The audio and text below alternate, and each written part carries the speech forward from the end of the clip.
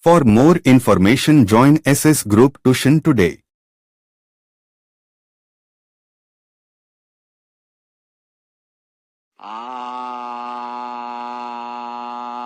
In humans, sound is produced by a voice box called the larynx.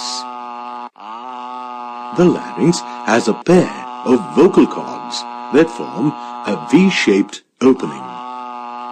When a person speaks, the vocal cords come together and produce sound by vibrating. The muscles that are attached to the cords can make the cords tight or loose.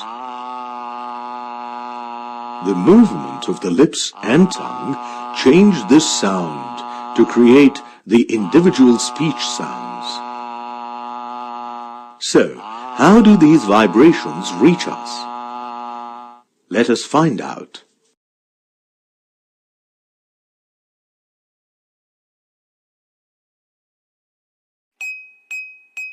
Sound travels from its source to our ears.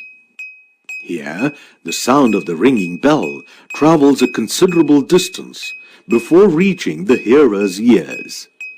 Let us see how.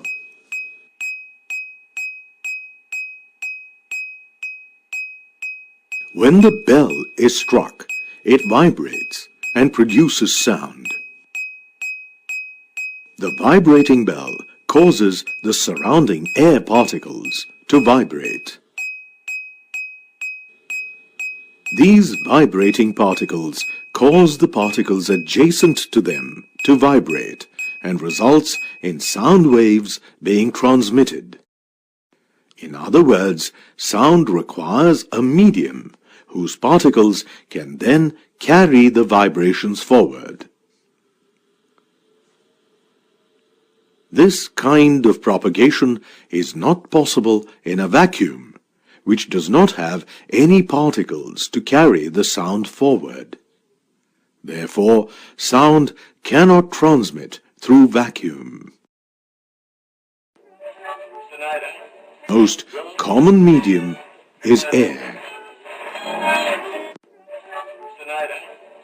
But air is not the only medium through which sound travels. Sound travels through liquids and solids as well.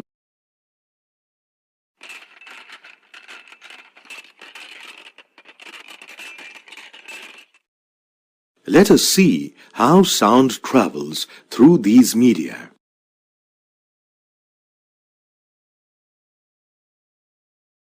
These two boys are talking with each other across closed doors. What can you conclude from this?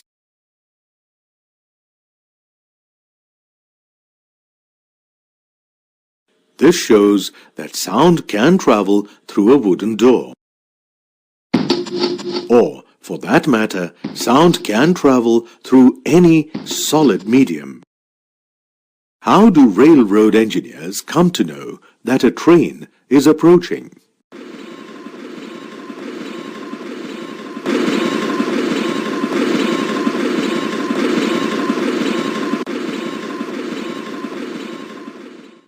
They check this by listening to the tracks.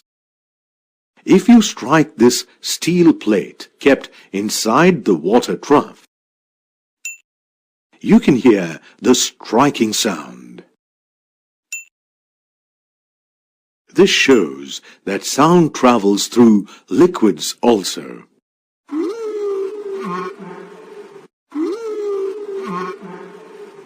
Do you know that whales and dolphins communicate underwater? They make low-pitched noises through their blowholes that humans cannot hear. Sonar devices are used to transmit underwater sound waves to locate submerged objects.